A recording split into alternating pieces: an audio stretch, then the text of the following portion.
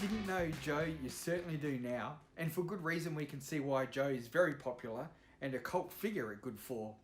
I had a great chat with Joe, so good in fact that we've spread it out over a few clips and we'll share more excerpts over the next few weeks. Joe's got a great sense of humour and never far from the banter, so we start off by saying, cheers, Joe.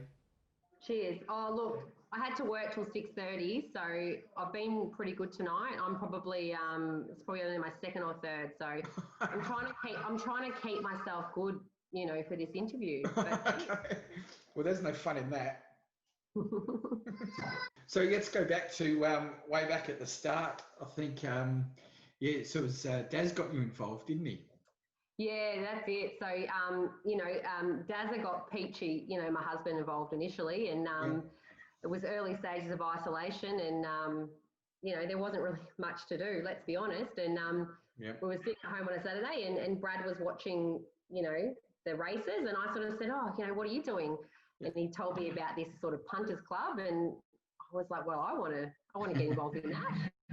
And he said, "Well, I'm pretty sure you can." So obviously, I signed up, and it's actually become a little bit of a sort of Saturday tradition now, hasn't it? That's right. Oh, I thought you were going to say you've become a celebrity, but that's where I was going with it.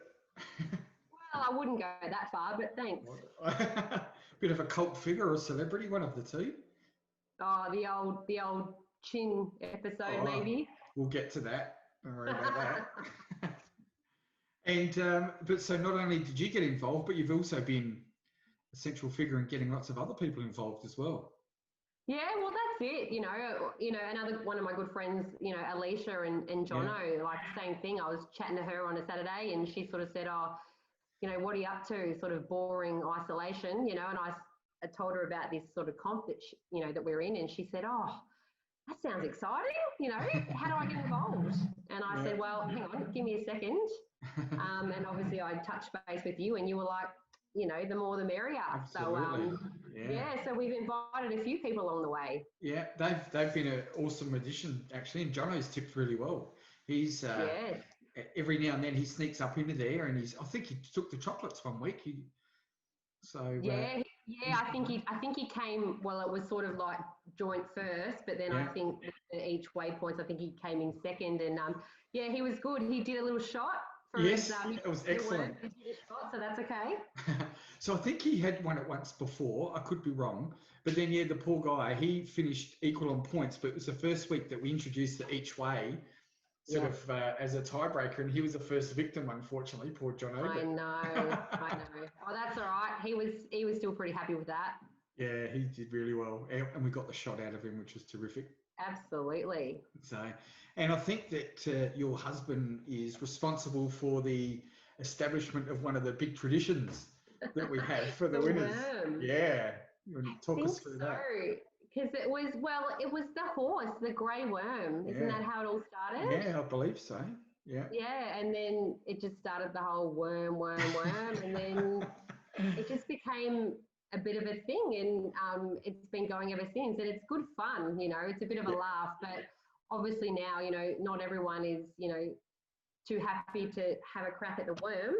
So we've introduced a few new things, just like having a shot or doing a jig. My parents, I think, have shown that an Irish jig works as well. It's just any sort of celebratory action, I think, is worth it, isn't it? Yeah, absolutely. Yeah, it's brilliant.